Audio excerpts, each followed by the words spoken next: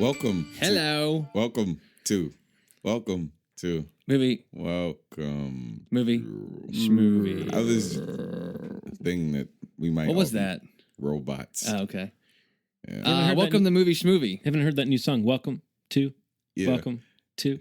Welcome to Movie Schmovie. Oh, wow. It goes like that. Okay. Yeah. Okay. It's kind of a coincidence that someone has that song on the charts right now. By weird. Daft Punk. Yeah. It's crazy. We might have a hand in that. We should probably look into that. Yeah. You should.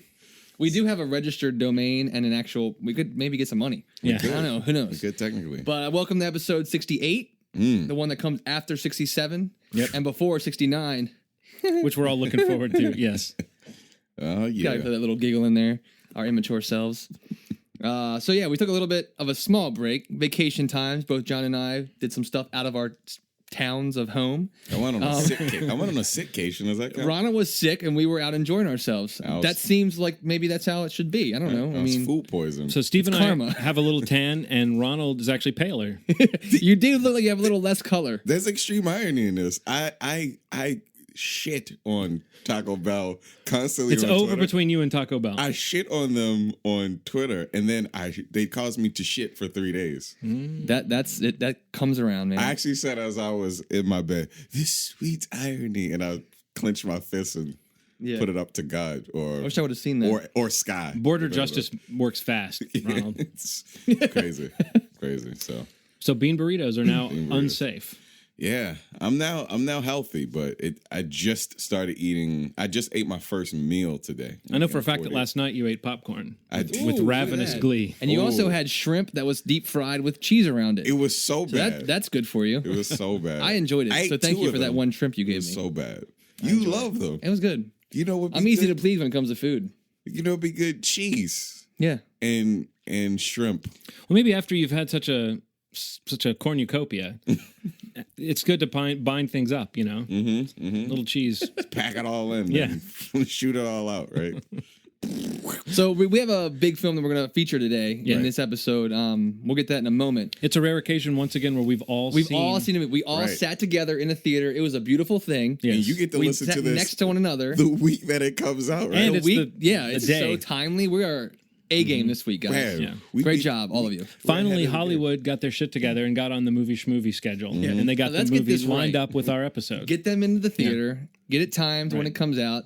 Now that it just hits at the same day and time, this movie's going to be huge. Right. It's going to be huge. Exactly. We're not going to tell you what it is yet. We're Yeah. going to hold off on that. Right. What are we going to Although go with you know, first? because Yeah. you've seen the title of the episode. Oh, right, true. Very true. Very true. Unless you just Some of our listeners are maybe less observant than others. Yeah. Some people They just are. subscribe, they click play, they don't actually read what it is. They like the surprise. I'm like that. I know like those a lot of people have an Apple script written that actually starts playing the latest movie Schmovie. It's like, Yeah, without them having to do anything. Once it's downloaded, it starts playing. On the list of things that are worth spending time on, absolutely at the top. Yeah. Got to get that one off. the icon for that script is us in cartoon version. Yeah. The three of us. It's So just what do great. we got first, guys? We got a Well, there's a little news item. I know. I think it's kind of cool because we talked about it recently in a prior episode, and it has to do with, I guess, the changing times, technology, the way movies are changed in terms of distribution, funding, creation altogether, and it's basically having to do with Kickstarter. After the successful funding of the Veronica Mars film, which recently ended, and I think it was over like $5 million it raised. Yeah, 5.7, I think. Right, so nearly $6 million, which is outstanding, and Which is 2 over what it wanted almost. Right.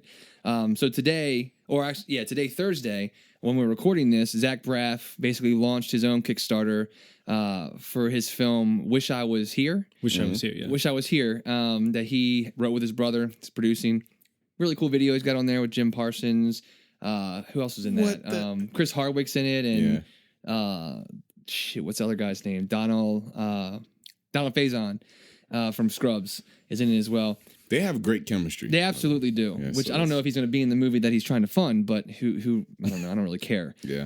But we talked about it before at length and kind of discussed the future that successful Veronica Mars thing would have on the way that actors that have a following, or whether it was TV or film prior.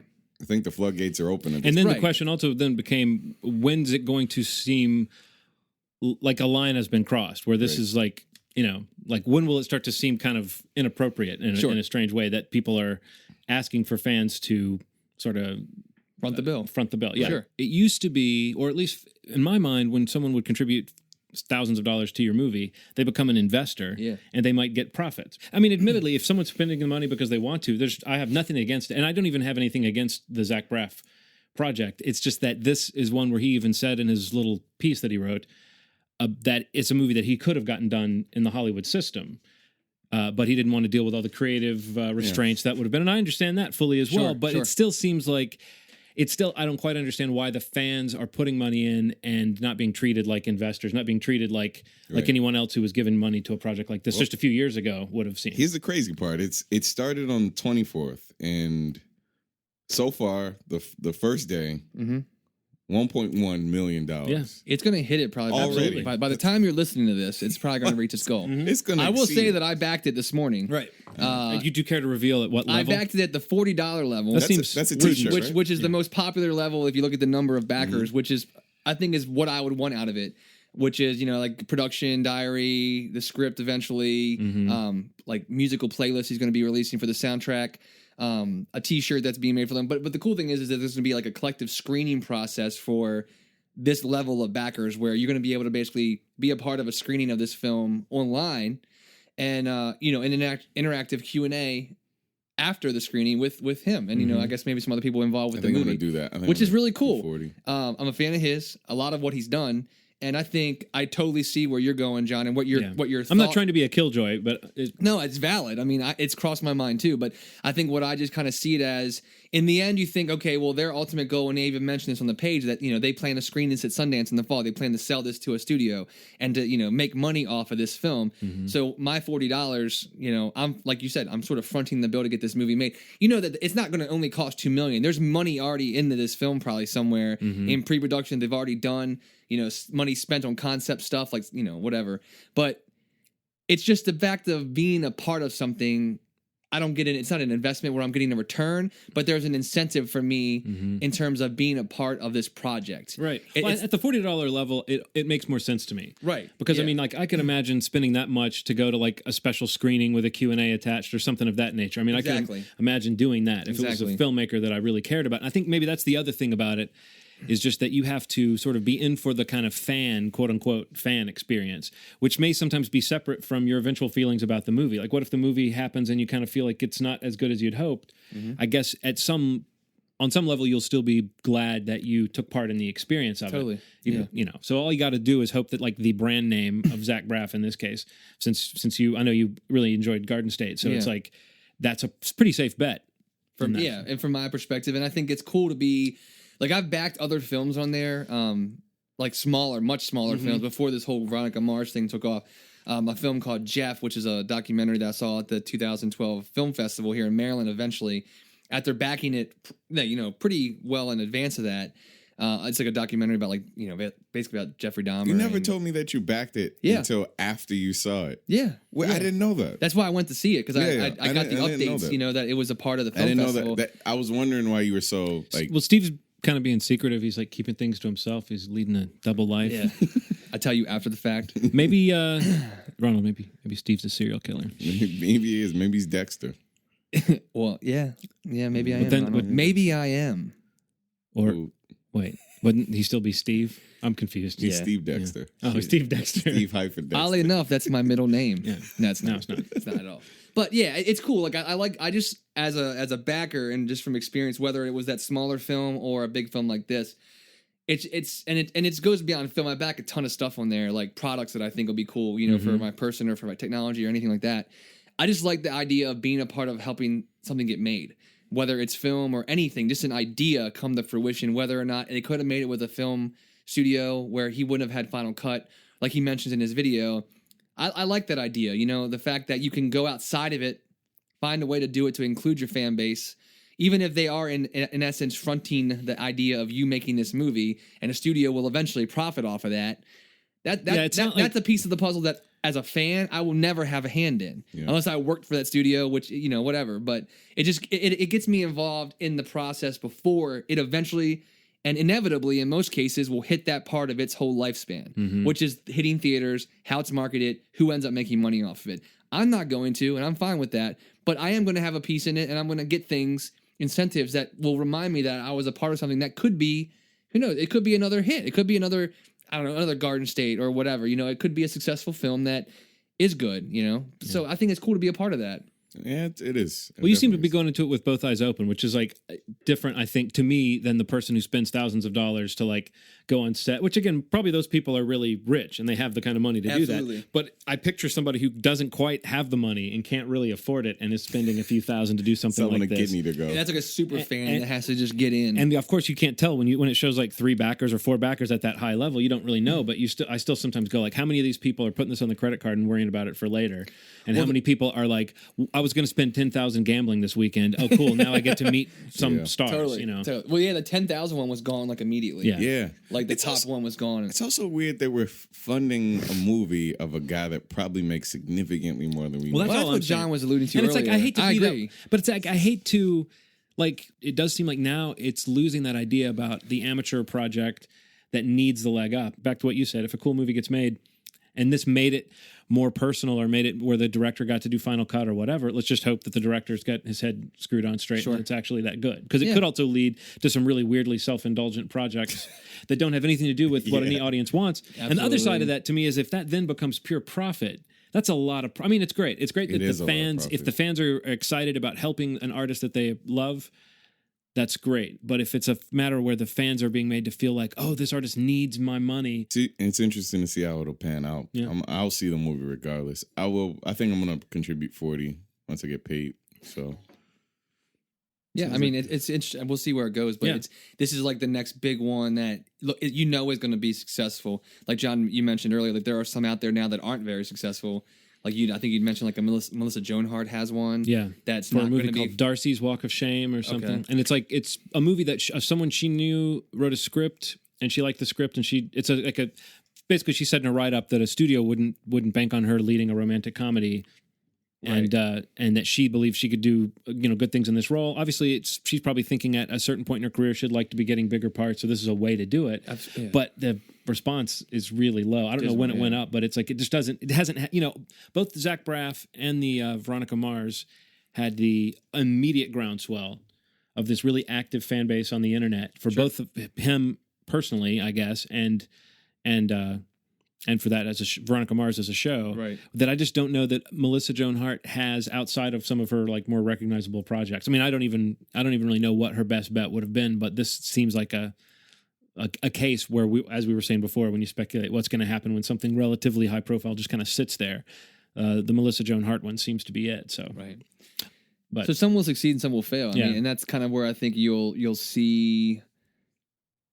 I guess there will be like that little bit of like gray area where people will invest in it regardless of what it is based on who is involved with it. Yeah. You know what I mean? But then sometimes that won't succeed either, like in her case. But we'll see where it goes. And I'm pretty excited to be a part of it. So. Yeah. Well, I mean, it's cool. This sounds like you do more kind of just browsing on Kickstarter than I do. So I've never really thought about doing what you sound like. I mean, you go and just look at like what's new or whatever. I browse through like different like technology, design, film, music, and just kind of look at things that are either featured or just you can search by keywords. Mm-hmm. Like I've backed like a handheld tripod for your phone, which I have. I've backed like these things that are called laces, which are basically inserts for your shoes that take away the need to actually tie a knot. Mm-hmm. It basically keeps them loose so you can slide them on and off. They're called lace anchors, actually. It's called Velcro. Yeah, lace anchors. Dude, seriously, Ronald, I'm going to give you a set when I get on. They ship next Monday. Mr. Tennis Shoe that you are, you're going to probably love them. I'll send you it later. But yeah, but basically, I do that. I mean, like I sit on there and I look at stuff, like sometimes they're featured things, sometimes they're not. Like the Jeff thing that I did, that documentary was not, obviously it was smaller, much smaller. But I mean, something that piques your interest, especially how they have the level structured out. I mean, it's something that I could realize, it's something I can legitimately be a part of it without feeling like I'm going too far in or like I'm being cheap. Like I can say something like, well, one thing might cost me $10 and one thing might cost me 20, but that's not bad. I mean, that's like going out to dinner once. Yeah. And I can be a part of this cool product that may eventually, like, I missed backing like the Pebble Watch, which is a huge, piece of technology that's out there right now and it's huge. And I missed backing that and, kind of regretted it. I've been watching it and I wanted to, but I didn't. And now it's like, it's in stores. It's a piece of technology culture now that a lot of new products are now imitating. And it's like, you can be a part of that. What's going to have to be the next level is when some really successful product or project gets out there and they make so much money that they then go back and like pay it forward. Oh, that'd be to incredible. their backers. That's you know, that's definitely it's next nice level. to see that it's not like, I don't know. There was nothing equivalent to this. I guess the equivalent would be somebody going door to door, like, "Hey, I have this invention. You can invest in." That stuff is ridiculous. Like, you can never. Did that ever happen in your life? No. You've done a lot of research. Boardwalk Empire has changed my perception. Hey, I've got an invention. Knock knock. No, but you hear about inventors all the time, and they're, you know, like, I guess what you know, when Steve will mention like that whole thing about some odd little product, like I usually read about those, but I haven't often gone and backed them. I don't know. That does seem like a, you know, it is an interesting. Again, like I've said, if something cool happens because of it, then it's already working, obviously for a lot of people. But the sad thing is that market when the market's just not interested in what you're offering. That's, I mean, sometimes it'll echo your prior attempts. You know what I mean? And that tells you something, unfortunately. Sadly for Sabrina or Clarissa, however. Now, as we said, if she was doing a Sabrina movie or a Clarissa movie, I bet she would get backing. Well, I'm not in, but somebody would back that. I'd back it for like $10, $20. Yeah. But just especially if like, you got if Sam was in it or whatever, I'd be down. I don't know if you want. Well, I mean, I don't even know if she's going to have like an animatronic cat in this. I hope she does. Not interested.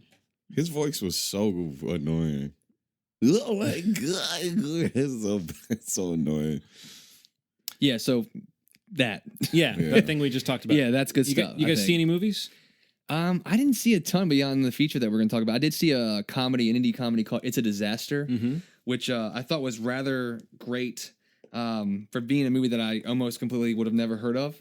I told Ronald, like, they did some weird thing, like, I don't use the app, but I read about a press release, like the Vine app. I guess Julia Stiles and David Cross? Yeah.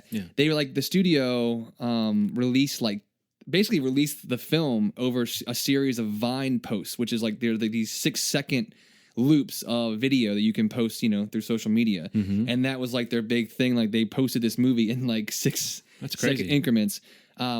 But yeah, I checked it out, and it's actually rather good. David Cross, Julia Stiles, and there's a really cool. I guess they're called comedy troupes. I don't know, like these collectives, like Radio Silence and things like that. These guys that directed the film, they're called the Vacationeers. They actually got pretty popular a few years ago with they did like a Google video series for Google Maps, the Street View component of it, which you can find on YouTube, that are actually really funny. But the one member directed the film, Todd Berger, and the other 3 members are in the film. 3 of the men in the film. But it's just kind of a cool take on, if the world was going to end, or there's like a nerve gas or something in your area, kind of bunkering down with the people that you call your closest friends, right. And kind of seeing how life plays out when you kind of are forced to stay together and possibly air out things you don't feel comfortable taking with you to your grave, or inevitable. You don't. And the ending of the film is really cool in that it doesn't really give us a lot of answers, but it's just a lot of great situational comedy, dry humor. David Cross is really funny, and actually America Ferrera's in it. I like America. I don't really know a lot about her, but I thought she's pretty great in it. Yeah, I've heard that show is pretty cool. Kind of like a Veronica Mars show, actually. But yeah, It's a Disaster. I think it's like on video on demand now. I would definitely check it out. It's like a cool little indie comedy that almost flew completely by me. What about you guys? I saw The Story of Luke with Lou Taylor Pucci, Seth Green, and a couple of people. He basically is about someone that is autistic, but he's functioning autistic, and he's just graduated from high school, but he's a little older, and he finds out that his granddad is sick, and his grandfather's kind of been watching over him. And he tells him basically towards the end of his life, he needs to go out, screw some women, and get a job and become a man. And he takes it very seriously and kind of goes out into the world and pursues it. And it's really funny, really sad, but it doesn't feel like a parody of someone's autism. It feels very genuine. Okay. And seeing Lou Taylor Pucci in this kind of role, I mean, even though he plays a lot of awkward characters, it's very different for him. and it's a really good movie. After seeing him in Evil Dead, After seeing him in Evil Dead, I definitely suggest seeing it, especially if you've seen Evil Dead and you kind of are interested in his. Well, everybody, I haven't seen that yet, but everybody seems to like his performance in that movie. So. Yeah, it's out on Amazon, so you can rent it, and apparently it's supposed to be distributed at some point and coming out later this summer in some theaters. So cool, it's a good movie. I saw a movie that I think you saw as well, Sightseers. Oh yeah, absolutely. Yeah, I actually watched that in my little marathon with It's a Disaster. Mm-hmm. I remember seeing stuff about Sightseers like last summer. It was, I think it was premiered at Cannes. Yeah, or Cannes. Cannes.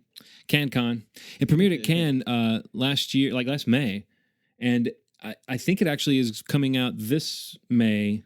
Here, yeah, like May 10th. Like it's finally coming out in like a limited release. Yeah, but it's available. Well, I mean, it's come out on. It's already been released on home video in UK. So, I liked it a lot. I mean, I thought it was a really unusual film. It's almost like such a weird mix. It's like it's got comedic elements, but most of the comedy springs from an almost kind of naturalist. Like these are weird.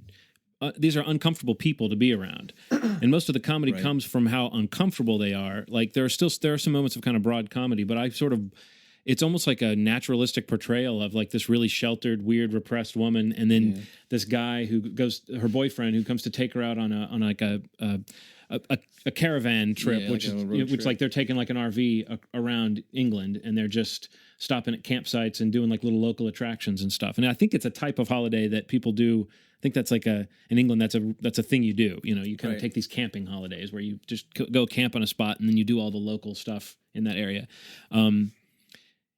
It kind of turns into a sort of, I mean, it wants to be sort of a horror film in ways, but it's also very comedic. I don't know. I thought it was really dark, but mainly what I came away from it thinking was just that the two main performances were just really solid and conveyed a really strange but oddly believable relationship as these two people. It kind of turns into one of those falling down type scenarios where you have like someone who's coming unhinged and they're looking at all the uncouth people around them and they're sort of taking revenge on society.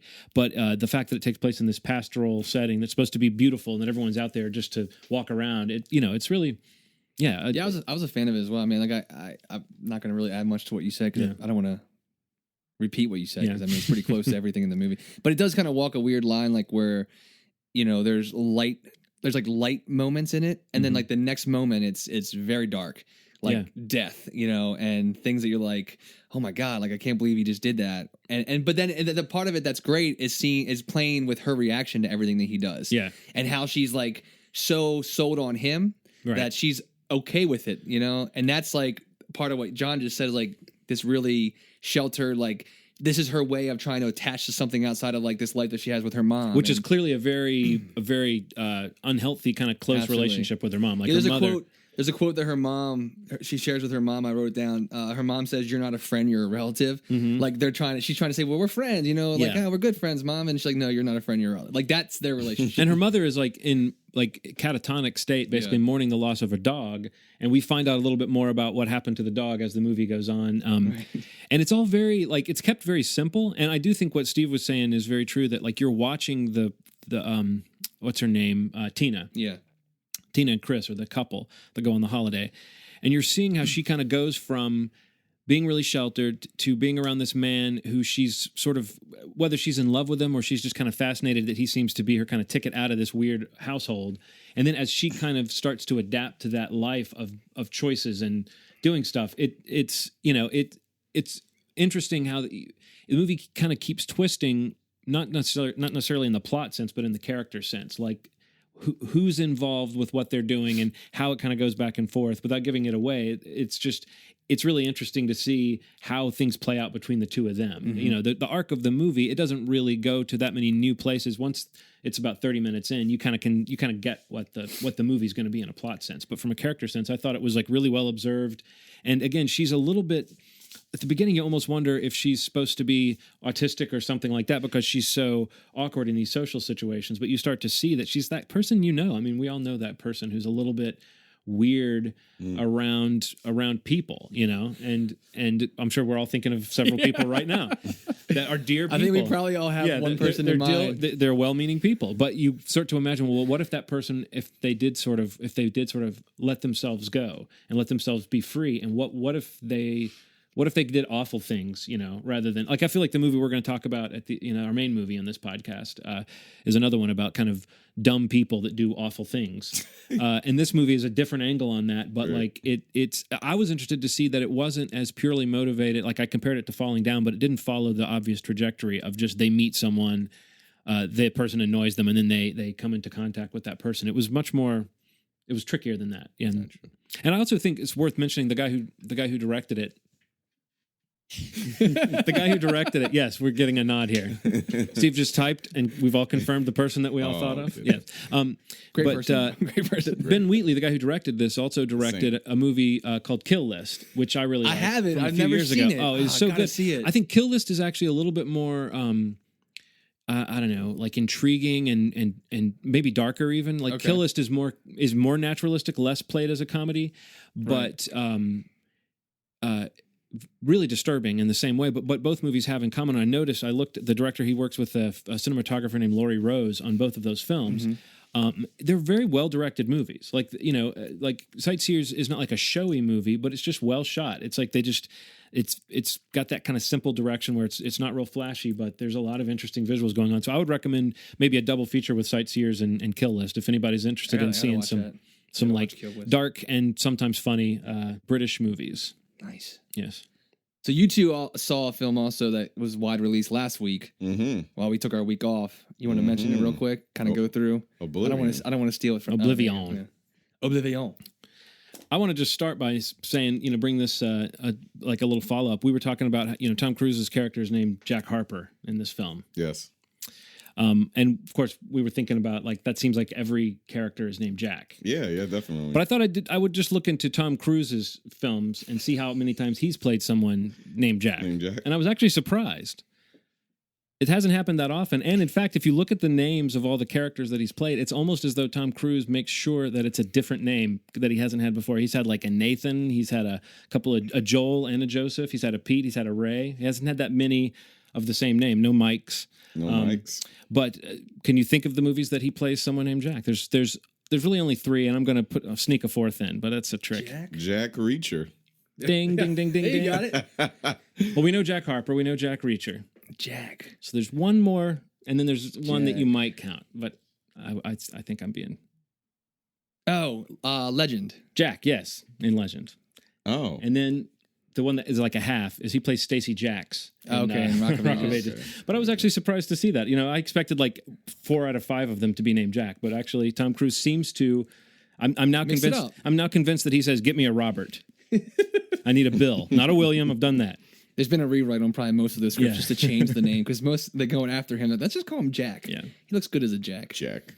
Well, but the movie though. Yeah, in Oblivion, I think it's Tom Cruise at his sort of smarmy Tom Cruise-iest. Like there's some moments in that just don't play as anything a human being would do. Or his relationship, there's a bobblehead that he talks to throughout the movie. You know what I'm talking about? The bobblehead. That's yes. It's like, I think that Tom Cruise thinks that like this is what people do, that they like get in their car and then they turn to their bobblehead and they say, "All right, buddy, let's go." I just don't think people do that, but I think Tom Cruise thinks that people do that. But if you were like very interesting alone on what was Earth, do you think you might do that? He's got his lady friend in his ear the entire time. Yeah. Like their contact is almost constant. He also needs an escape from her because she's like his boss too. Oh man, I maybe I respond well. Yeah, maybe that's what you do. Maybe I respond well to the sort of bossy, fair-skinned woman or something like that. Yeah, but I really liked that, how she was constantly, she kept him. Yeah, she was in his ear the whole time. Yeah. So I guess we should talk about what it's about. So yeah, in the future, it is said that a group of It's 2077. 2077. A group of scavengers, what they call them? The aliens that they call scavengers that supposedly like came and blew up the moon or blew up most of the moon. Mm-hmm. And then after that, and that messed with our tides and our weather and everything. Yeah. And then they came in and attacked us after that. And we beat them off. No one beat them off. we went to the nuclear option and we sort of fought back the alien hordes, the scavengers. Yeah. and now there's very few people left on Earth, but we're still sort of siphoning resources from Earth, and there's a little operation involved with these giant machines that are like, what are they using? They're using like hydropower to generate hydropower, and then to like fill fuel cells or something. Yeah, and then on top of that, this is like the nerdiest, most complicated explanation that we've ever had to do. It's strange, but that's like hydro something, and they keep saying that over and over again. But the point is that there's very few people left on Earth, and we only know of 2. And they're basically at the last stage of this. Yes, they're getting ready to. They basically have stripped the Earth of all its resources. They're getting ready to pull stakes it's at and get out. Stage 3, almost done, and Jack Harper and his significant other are on Earth that kind of finish it all up before Victoria. They go back up to the other planet, and it's over. And then they're supposed to be joining the new colony on Titan, one of the moons of Saturn, which is supposedly where all the people have relocated to. It's a movie that's got twists, and I felt like some of the twists were sort of really stupid. Like there's some things that the movie doesn't get to till it's like an hour and a half in that are apparent from the trailer. Yeah. And that started to annoy me. But I would say that it did have a few twists beyond that. I mean, I would say that if you're going to go see a movie just because you want to see what happens in it, this movie does have a few turns that are like worth seeing. But I felt like in the middle, when it was drawing out the twist that is apparent from the trailer, I just remember I just started getting really impatient with it. Like it started to feel like a really dumb movie in the middle, and then in the end, it kind of picked up a little bit. I think that. Do you know what I'm saying? Yeah. Well, here's one thing. I think that it was. As I watched this, I felt like I knew what the big thing was, but I don't think it was meant to be like a big secret for us. And I think that it was one of those things where sometimes I'll watch a sci-fi movie and I feel insulted, right? Because the plot is simple. And I don't think it was that this time. It felt like kind of old school sci-fi where you would watch like a show and it's all white and the weapons are kind of weird looking and the hero is kind of quirky in his own way, and it felt very old school in a good way. Yeah, he's the only drone repairman with magic chewing gum that I've ever seen. You know that part at the beginning when he fixes, and she says, "What did you do?" And there's a part where he actually fixes. There's one of these robotic drones, Steve, that has a fuel cell that is not working, and so what Tom Cruise does, or what Jack Harper does, pardon me, he takes out the fuel cell. He takes his chewing gum out. He sticks it in there. Then he puts the fuel cell back in there, and it works. And then his boss basically back at the base says, "What did you do? It's working." And then he doesn't explain. Like, I was thinking we would at least get a bullshit explanation as to why the gum acted as a conductor. But no, it's just, I think that when you've got like, you're like a 7th level Scientologist, I think if you chew on a piece of gum, you charge it with some kind of magical energy that then, I think that's the science behind that. Yeah, well, that's obviously what the movie was trying to tell us. Yeah. It's got a neat idea. It did seem to me like a story, and I remember I wrote down at the beginning in my notes that I felt like the plot was being set up not as a real world and it's real characters that were going to kind of occupy a world, but it felt like I was being given specific information to explain the plot in that way that a movie's going to have twists later on. Do you know what I mean? When you can feel a movie like controlling exactly what information you have. And it started to get a little tiresome. It did something that I think is really, really hard to do, and that's immerse you in a world where you've seen a million of these worlds before. And I still felt like I was immersed more than some of the more complicated sci-fi storylines. And I think that some movies take on too much, and this didn't take on too much. And that is sometimes the problem with people. They think that it should be this big complex thing, and it's just a simple enough thing. Getting off of Earth, things get crazy. Yeah, things aren't what they seem. They unfold. And Olga Kurylenko. See, I think we might have a battle as to which, because I was Victoria. Oh, Victoria. I was Victoria all the way. This was a case where there's like the two love interests, and also sometimes gorgeous. It's just hard to care about. Both of them were gorgeous. Well, it's a little hard to care about, like when it's like they're figuring out what to do with the end of the world. It's a little hard to care about like who he ends up with. But but that's just movies for you. Yeah. But this was an occasion where I think I was supposed to want him to be with one woman, but I actually liked the other woman better. Did the same thing happen twice? You know what? I actually thought this is a movie where we could have done like a spoiler conversation about, because there's a couple things that are worth teasing up. We'll talk off mic about that. But I know what you're saying. I have a theory about that, but it's still kind of a strange one. But there's a question I have about what happened at the end to all the theoretically there might be other drone repairmen out there. Yeah. What happened to them? But that's a question for another day. That's very strange. We focused on the only drone repairman with the magical chewing gum. That's all we needed to. That's all. It was a solid movie. I say see it. Yeah, I think we should mention something about Joseph Kosinski, the guy who directed Tron Legacy. Yeah. You know, one of the best things, if not the only really good thing about that movie, was just the look they achieved. And this movie has a lot of really nice visuals as well. Yeah. One more thing. The soundtrack was done by M83. I don't know if you're an M83 fan out there, guys, but I am, and it is epic. Like if you like Tron, the Tron soundtrack, which I didn't. Well, no, I was going to say I actually like this music better. It reminded me of the Tron music to some extent because it had that kind of pulse going, and also all the evil drones make dubstep noises. Did you notice that? Yeah, they do. I wonder if that was like an anti-dubstep statement that the bad guys go like womp womp womp when they come around the corner. Yeah, it was cool. Also, you watch Game of Thrones, right? Yes, Jamie Lannister. Jaime Lannister was in this, scowling. Yeah, he's so tall. It's something I noticed. He was. Well, Tom Cruise is just really short. He was significantly I don't know if he taller. shares any scenes with him or not. And I think everybody else in the movie is fairly short. Well, it was cool that they got Morgan Freeman to play Lawrence Fishburne. I don't know how they did that. That was he is Tom Cruise, so So check out the movie. I gotta check it out. I want to see it. I meant to see it, and I want to see it in IMAX. Do you say Oblivion or Oblivion? Oblivion? Okay, I heard people say Oblivion. I kind of like You need to smack them in the face. Oblivion. Don't say that. Okay, so moving on to our feature film this week. It is none other than Michael Bay's new non-Transformers film, Pain and Gain, which I've been very much looking forward to. Biographical movie? Biography? Is it a biography? No, it's what you call it. Documentary? Typically, a True crime? biography focuses on like one person. Yeah. Okay. From stem to stern. But What would you call that then? This is just based on a true story. Based on a true story? American That should true be crime. a better They term call it like a true crime story or a American true crime. fact-based story. Fact-based story. That still doesn't... True crime. True crime? True crime. Okay. Yeah, that's what you usually go with. Based And on oddly facts. enough, this movie is... like it's one of those true crimes that is so effed up and crazy that you're watching the movie going, well, that can't have really happened. Yeah. And that's, I will say, that's one of the things that really held this movie together for me, was the notion that at least most of it is true. You know what I mean? Like otherwise, there were moments where I started to think, well, what kind of movie is this?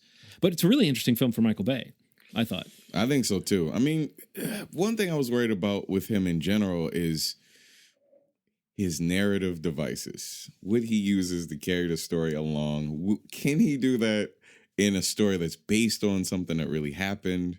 Because he tends to use explosions and things like that to transition sort of acts sometimes. Like and, to end a scene. Yeah, He also tends to have like I really was wondering- shrill and like obnoxious characters. Yeah, I was wondering that are dealing with some amped up situation. Yeah. But when you think about like spending time with too many one-liners. Like I was like, is it gonna be this like high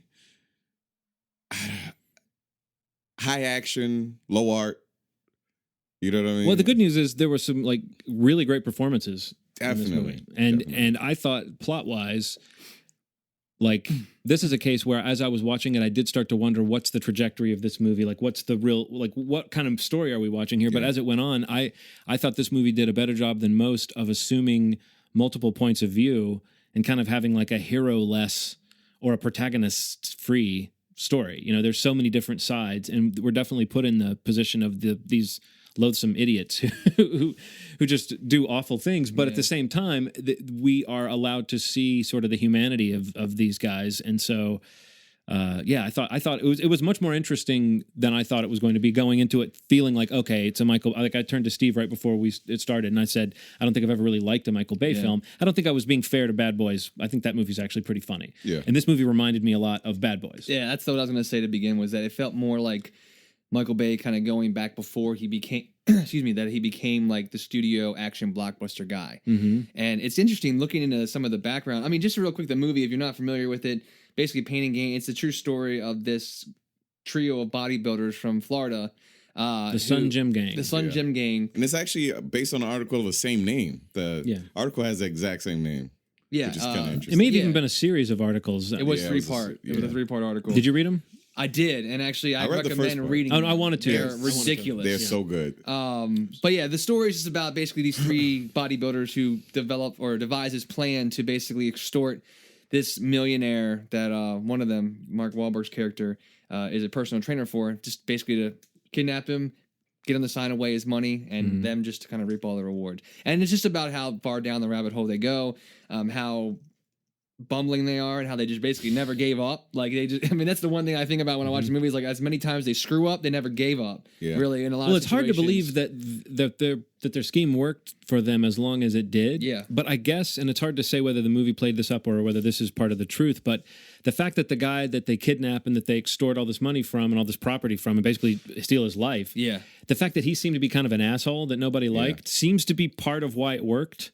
Yeah. That like nobody really was checking up on him or whatever. Like, and that's kind of why they victimized them too, right? So it's like the underlying lesson of it is a little bit don't be a jerk, you know, or don't. But what I thought was interesting was kind of to your point, Steve, is that you're watching it and you're kind of following these bumbling guys, and there's a few turns where I've never, maybe not since what's that awful? Maybe it's not even that bad. What's that old movie where Mark Wahlberg played like the creepy boyfriend? Oh yeah, Fear. Has he played this villainous of a character? Because there was a few turns. He is a goofball, and we kind of love him, and he's like a dreamer, and he gets. But there's There's a few points in this movie where his character does a thing or says a thing or makes someone else do a thing that puts him in the category where you're going like, ooh, I was kind of liking this guy's spirit, and now I see that there's a much uglier human being there, right? Or a guy who's like lacking a certain moral sense. Yeah. You know? And he backs it behind these like. I thought he was great in that role, though. I thought he did a great job with it. Like he plays this kind of. He's good at. He should always play people that are a little bit vulnerable and a little bit dopey because he does a great job with that kind of wide-eyed. Yeah, I was gonna say wide-eyed. He's got it. Yeah. But the fact that what he's doing, he's also like, and this is such a schemer and is like trying to preserve his own hide so much throughout the movie. I just thought that was an interesting character. And then, lest we forget, you know, maybe the best performance in the movie is obviously Dwayne Johnson. Yeah, man, he's solid, man. And he was great in this. He's on I haven't seen every film he's been in, but most of them that I have seen him in, solid. He plays to the strength of the entertainer that he is. Yeah. And from wherever he came from with his sports career, his wrestling career, anything else he does, he's super entertaining.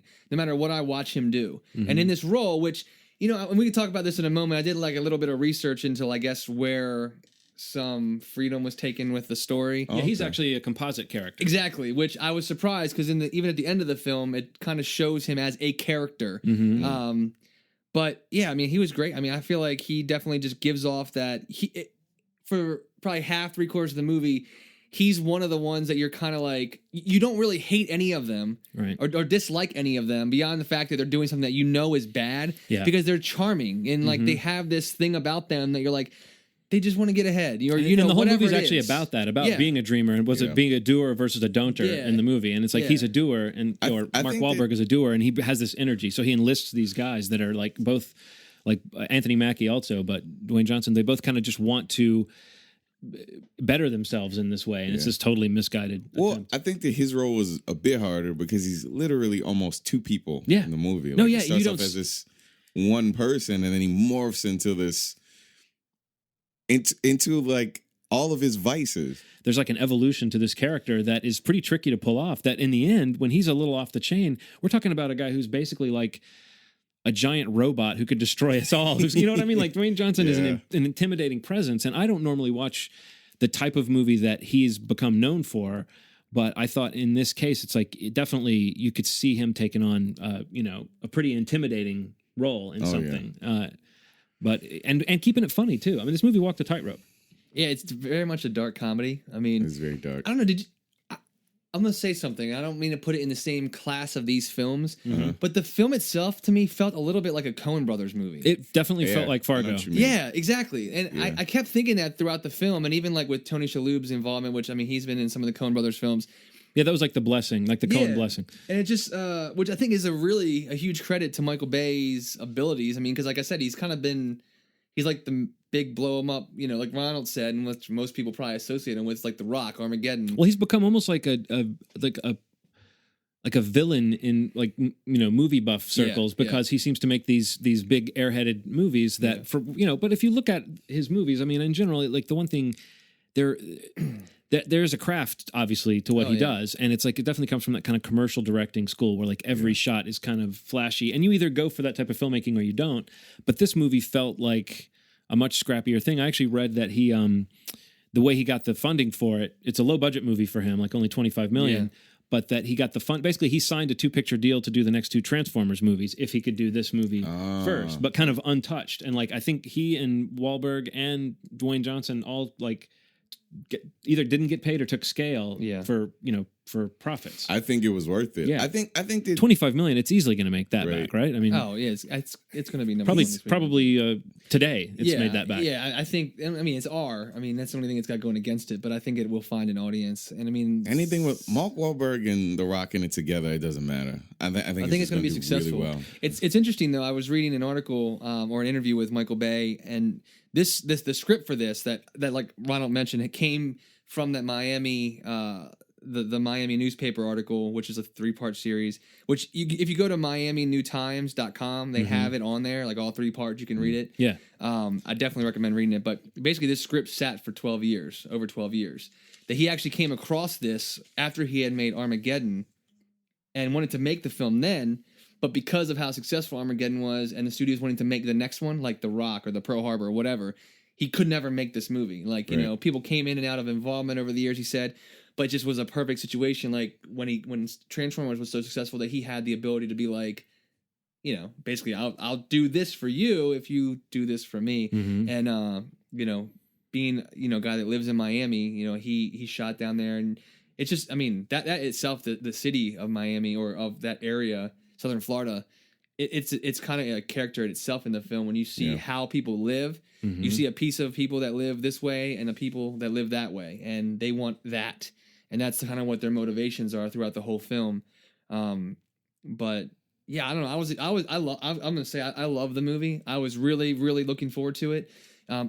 Some people seem to have an issue with the runtime. I didn't really feel like that bothered by it. The only reason it started to feel long to me was in the sense of what later seemed to be an asset, which is that I didn't know exactly what the climax of the movie was going to be. Right. But sometimes when you can't hang your mind on that idea of, I know what this is going towards, you sort of feel like, I mean, definitely with Oblivion, it was stronger to me, that sense of like, I got to pee. I don't know if I've got 30 minutes or if I've got 50 minutes left in this movie. I can't tell. This movie was a little bit more fast paced, so there was no way to get bored. Sure. So in that way, it didn't really seem that long. I had some misgivings about which I always do with Michael Bay, just the sort of, I mean, there's always a sort of this is going to sound strange, but just from the way, I mean, I know that like these guys in this movie are definitely characters, and they're kind of homophobic and they're kind of sexist.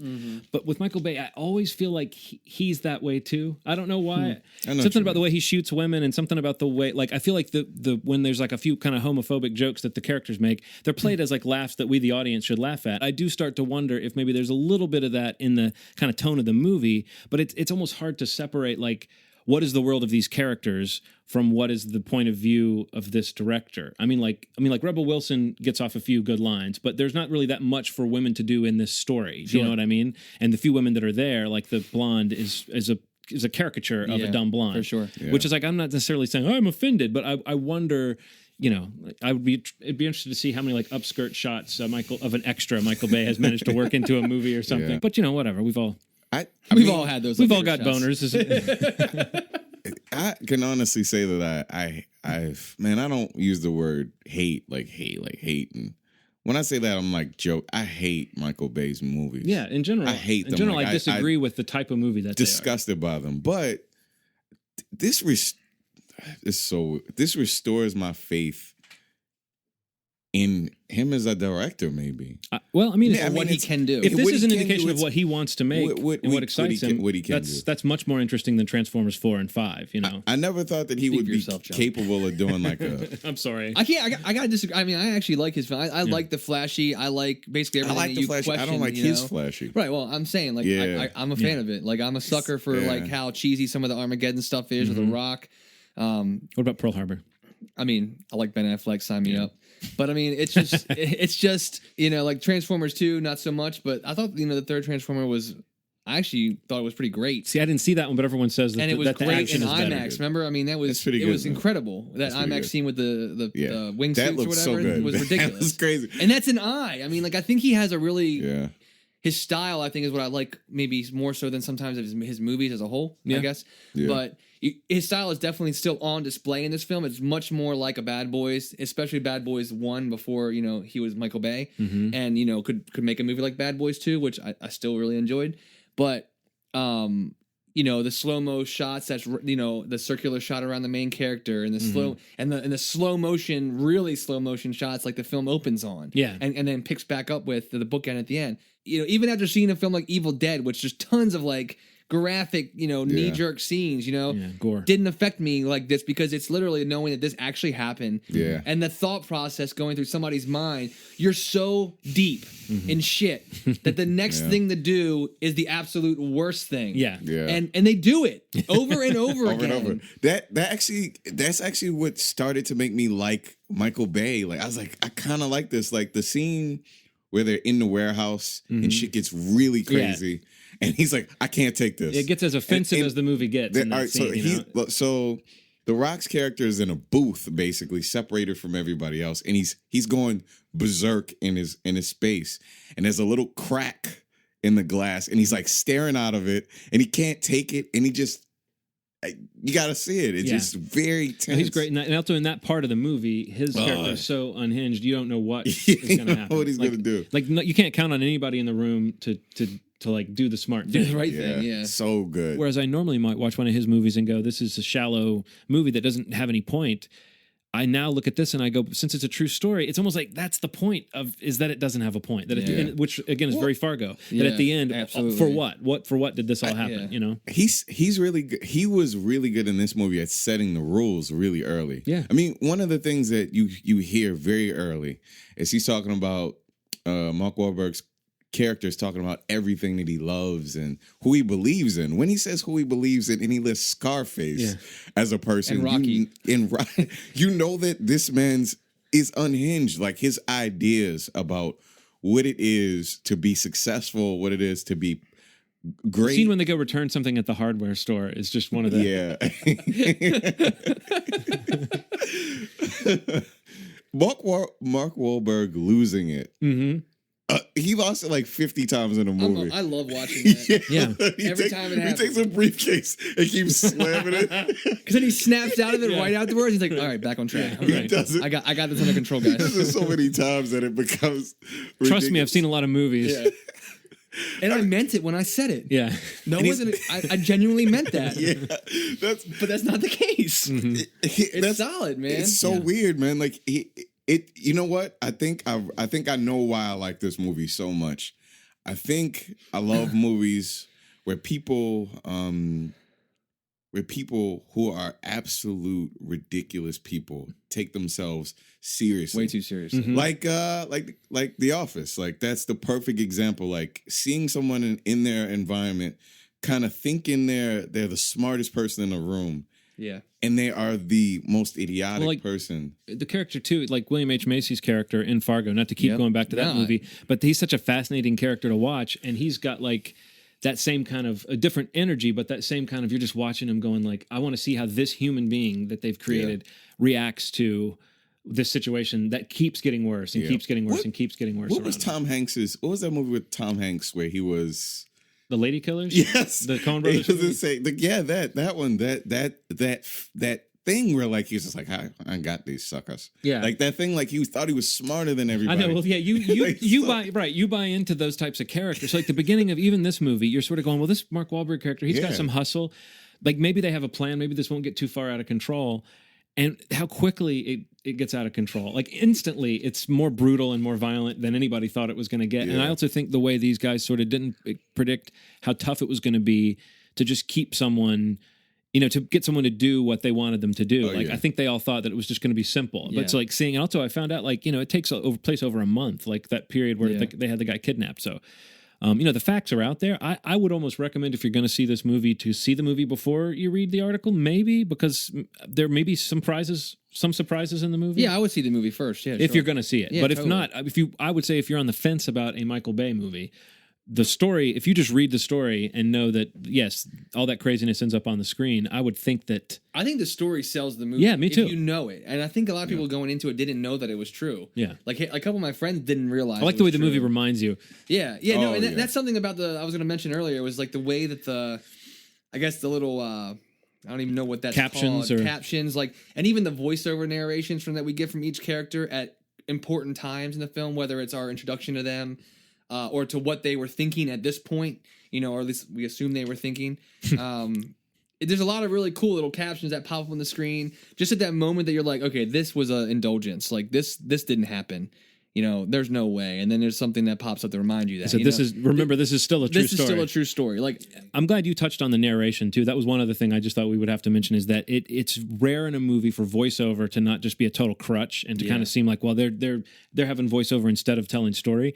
But in this movie, it worked really well because it wasn't just one character, and it actually works. It's surprising the first few times it happens, but then later in the movie, they can just go to a certain character's voiceover, and you sort of believe, like you said, that you're seeing. It's important to see how they felt about something that goes on, and you see how everyone has these slightly different agendas and slightly different understandings. Yeah. It just made it feel more real, even in this, even in this amped up, saturated, very, very Michael Bay looking movie. Yeah, and actually, Ronald, you made a really good point about, like, I guess his headspace, like why. As a character, as a person, or a real, figure that this happened with, like, physically, he was extremely successful. And, when he talks about that in the opening scene, and we see how physically, impressive he is, and the other characters as well. But you think about something like that, and he's like, if I wanted, I can get it, and that's very cliche, and it's something that I believe in to some respect, and a lot of people do. Mm-hmm. But like when you look at what I've read your Facebook posts, I know you're a very inspirational dude. I'm trying to, man. Goal oriented, eye on the prize. He's that guy that was successful from within. Yeah. He changed his physical self, and that doesn't translate to success outside of that sometimes. Right. He used means to physically make his body nicer, and like that was his reference point for being successful, that if I can think of this and put the hard work in, it happens. Well, he's even kind of judgmental of people who don't do everything with what they've got. Exactly. Yeah, which again, you can kind of understand that. Totally. And I mean, that kind of is the means to where he kind of goes awry, is he takes that to the nth, like the nth degree. Like, it doesn't happen like that. He puts on his indigo jean shorts and his like shock white Reeboks, and he goes out, and all the ladies will enjoy the nice Calvin Klein shot. Yeah, my friends that were with us, like they were like, oh, Calvin Klein's like tidy whiteys. Well, that was a good laugh. That was actually me. That no, I think you and I both wrote it down too. We both went, oh, Calvin Klein underwear. Clever reference. Mark. Because at that point in time, I mean, they were talking the mid 90s. That was like 94, 95. So that was definitely, definitely there. That's kind of was he Marky Mark then? Or was that late 80s, early 90s? I think it would have been a few years before that. Okay. Because that would have been pretty impressive if he was like himself in the tidy whities in that time, referencing maybe somebody that influenced him to wear them, which would have actually been him. Yeah. Whoa. Mind blown. Bam. We're going to have to do an alternate universe prequel. Meta. Very, very meta. Yes, thank you, Ron. Very meta. Took it a little far there, but I thought that during the movie. I was like, wow, Michael Bay. What I like is that after the movie, your friends were talking, and everyone was still calling him Marky Mark. It's like no matter how many genuinely good performances the guy. I mean, it's only funny to me because I know that must bother the shit out of him. It must bother the shit out of him. If I were him, I would not give a shit. Well, maybe that's where he is. You know what I'm saying? But I think from what I understand, super successful. I think that Mark Wahlberg still is a person that has very interesting ideas about himself. Yeah. I think that he takes his art very seriously, and you could tell. Like I talk about how he's a terrible comedic actor, but he was great in this. And you can tell that he really put a lot of energy into making this a good movie. Seeing Anthony Mackie and The Rock and him work together, the chemistry is almost like I'm gonna be swole. Dude. Oh my god! Anthony Mackie's little asides as things are happening. In that scene when he says, "I'm gonna put my beef on all those tacos," dying. It's so funny, really funny movie. I loved it. I definitely had high expectations for it. Only thing, maybe the runtime, but I think it didn't bother me because what actually happens that sets this off happens relatively, I mean, not too far into the film. Right. And then you're like, oh, well, how can this movie be so long? And then you see how fucking crazy it gets. You can't believe that it actually keeps escalating. Yes. And definitely knowing that it's true, like I said, it's the glue that keeps it together. Sure. But I definitely recommend it. It's in theaters now. I didn't want to like it, but I loved it. Man. Good. But yeah, Pain and Gains in theaters. Check it out. Again, it's a disaster. I recommend some Video on Demand. John and I both recommend... the Sightseers. Yeah. And I'm which should be coming next month in limited release. So. Yeah. I got to check out Oblivion. I wasn't fortunate enough to see it. I don't know. It's mixed positive from you guys. Yeah. If you want to hear Melissa Leo do the worst Southern accent that anyone has ever done on film, then check it out. That's all I needed. Yeah. See, that's right. That's all I needed. That's what you were waiting for. Yeah. But yeah, guys, anything else you want to throw in? No, not that I can think of. If you like TV shows, watch TV. Watch TV. We'll see you next week. Get a Netflix membership. Oh yeah. All right. But be sure to tune into the next episode. We're going to do our summer preview. A little quick shout out to that real quick. 2013 summer. Our safest bets of summer. Safest bets. A lot of good movies come out this summer. A lot of movies we're going to want to see. Yep. And we're going to go month by month and kind of throw out our gem of the month, our must-see film. Cool. So that means you should write them all down because they will be the go-to films of the summer. Yeah. But yeah, guys, thanks so much for listening. Stay tuned for the summer preview next week. And you've made our day. Take care. Bye. I was hoping we could do it in unison. I'm sorry. Right. Bye. There we go. There was no point to that.